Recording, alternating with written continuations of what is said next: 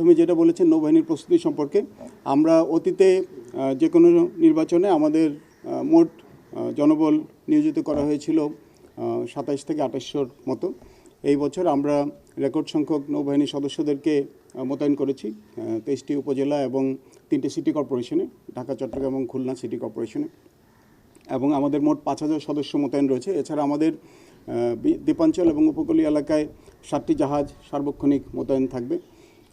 এর বাইরে আমাদের যেই রুটিন যেই দায়িত্ব, আমাদের নিত্য নৈমিত্তিক যেই টহল আমাদের দেশের পূর্ব সমুদ্র সীমানায় এবং পশ্চিম সমুদ্র সীমানায়, এটাও একই সাথে বলবৎ থাকবে। অতএব আপনি এই মর্মে আশ্বস্ত থাকতে পারেন যে নৌবাহিনীর প্রতিটি সদস্যই শুধুমাত্র নির্বাচন নয়, দেশের সার্বিক নিরাপত্তার জন্য আমাদের যেই নিয়মিত যে দায়িত্ব, একই সাথে আমরা সেই দায়িত্ব পালন করে যাচ্ছি। প্রযুক্তি নির্ভর যেই কর্মকাণ্ডের কথা বা প্রযুক্তির মাধ্যমে চ্যালেঞ্জ যেরকম তৈরি হয়েছে, কিছু সুযোগও সৃষ্টি হয়েছে। আমরা এই বছর প্রথমবারের মতো আমাদের প্রতিটি কন্টিনজেন্টের সাথে আমরা এবার বডি ওয়ার্ন ক্যামেরা দিতে সক্ষম হয়েছি, এবং খুব সম্প্রতি আমরা এই বডি ওয়ার্ন ক্যামেরা করেছি, যেটা সংযোগ করেছি আমাদের ডিপ্লয়মেন্টের সাথে, মোতায়েনকৃত জনবলের সাথে, এবং সেগুলি আমাদের ইন্টারনেটের মাধ্যমে আমাদের নৌসদর দপ্তর এবং চট্টগ্রাম, খুলনা সহ আমাদের যেখানে মনিটরিং এবং কন্ট্রোল সেন্টার আছে, সেখানে তারা একই সাথে আমরা জানতে পারবো কোথায় কী ঘটনা বা দুর্ঘটনা ঘটছে। যোগাযোগ মাধ্যম বা সামাজিক যোগাযোগ মাধ্যম যেটা আছে, এটা আমাদের জন্য অনেক ক্ষেত্রে যেরকম তথ্যের প্রবাহ নিশ্চিত করে, একই সাথে আবার কিছু কিছু চ্যালেঞ্জের তৈরি করে। অনেক সময় অনেক রিউমারের সৃষ্টি হয়, অনেক সময় অনেক ভুল তথ্য বা অপপ্রচার হয়ে থাকে, আমরা দেখেছি, অপব্যবহার হয়। তো আমি এই ব্যাপারে নির্বাচন কমিশন যথেষ্ট ওয়াকিবহাল। সার্বিকভাবে পুরো দেশের যোগাযোগ মাধ্যমের কিভাবে শৃঙ্খলা বজায় রাখা যায় এবং যারা দোষী বা যারা যে কোনো দুরভিসন্ধিমূলক কাজ করেন তাদের ব্যাপারে কীভাবে পদক্ষেপ নেওয়া যায়, এই ব্যাপারে নির্বাচন কমিশন কেন্দ্রীয়ভাবে কাজ করছে। আর স্থানীয়ভাবে আমরা শুধুমাত্র আমাদের মোতায়েনকৃত যারা আছেন এবং আইনশৃঙ্খলা রক্ষাকারী বাহিনী যারা আছেন, প্রশাসনে যারা আছেন, তাদেরকে আমরা অনুরোধ করেছি এবং আমরা সবাই একমত হয়েছি যে আমরা কোনো প্রকার অপপ্রচারে বা কোনো প্রকারের ভুল তথ্যের মাধ্যমে আমরা বিভ্রান্ত হব না এবং আমরা মিসগাইডেড হব না। এটা হচ্ছে আমাদের, এভাবে আমরা আমাদের জনবলকে নির্দেশনা প্রদান করেছি এবং তাদেরকে প্রশিক্ষণও দেওয়া হয়েছে। দৃঢ় প্রতিজ্ঞাবদ্ধ এবং আমরা আমাদের দায়িত্ব পালনে যথাযথভাবে আন্তরিকতার সাথে, নিষ্ঠার সাথে এবং দেশপ্রেমের সাথে কাজ করে যাচ্ছি। আপনারা জানেন, বিগত প্রায় 1.5 বছর ধরে সশস্ত্র বাহিনী সারা দেশে অসামরিক প্রশাসনকে সহায়তার জন্য নিয়োজিত রয়েছে। এটারই চূড়ান্ত পর্বে আমরা এখন জাতীয় নির্বাচন এবং গণভোটের জন্য প্রস্তুতি গ্রহণ করছি এবং নির্বাচন কমিশনের সুপারভিশনে, তাদের তদারকিতে প্রশাসনের সকল স্তর এবং সশস্ত্র বাহিনী সহ আইনশৃঙ্খলা রক্ষাকারী বাহিনীর বিভিন্ন সংস্থা, সংগঠন, আমরা একত্রিতভাবে কাঁধে কাঁধ মিলিয়ে কাজ করছি।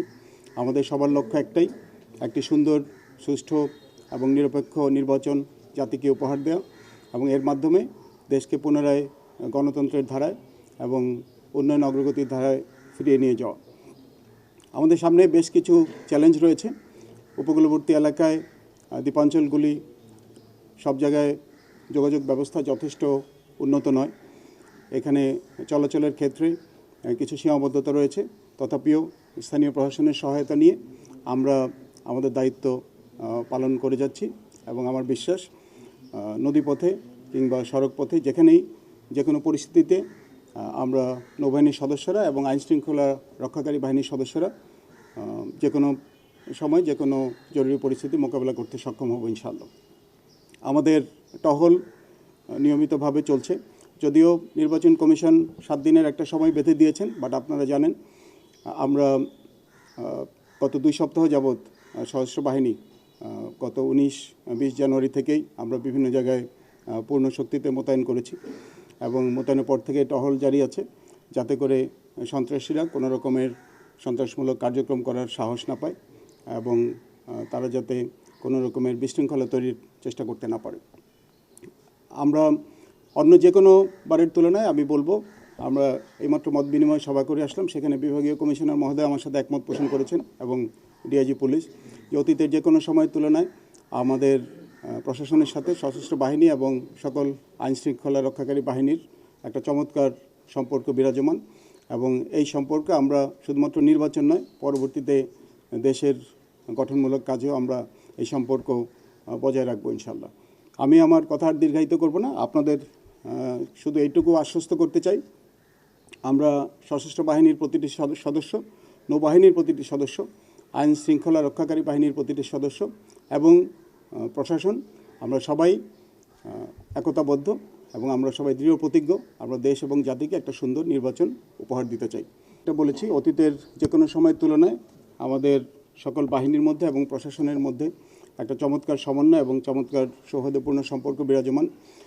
এ কারণে যে কোনো নির্বাচনের তুলনায়, অতীতের যে কোনো সময়ের তুলনায় আমার বিশ্বাস আমাদের মধ্যে এখন ভালো সমন্বয়ের কারণে প্রতিটি ক্ষেত্রে, এমনকি আইন শৃঙ্খলা রক্ষার ক্ষেত্রেও এবং সন্ত্রাসীদের কার্যক্রম দমনের ক্ষেত্রেও আমাদের যেই পূর্ব অভিজ্ঞতা, সকল বিভাগের সকল সংস্থার যে অভিজ্ঞতা, সেগুলি একত্রিতভাবে আমরা একজনের সাথে আরেকজন শেয়ার করতে পারছি।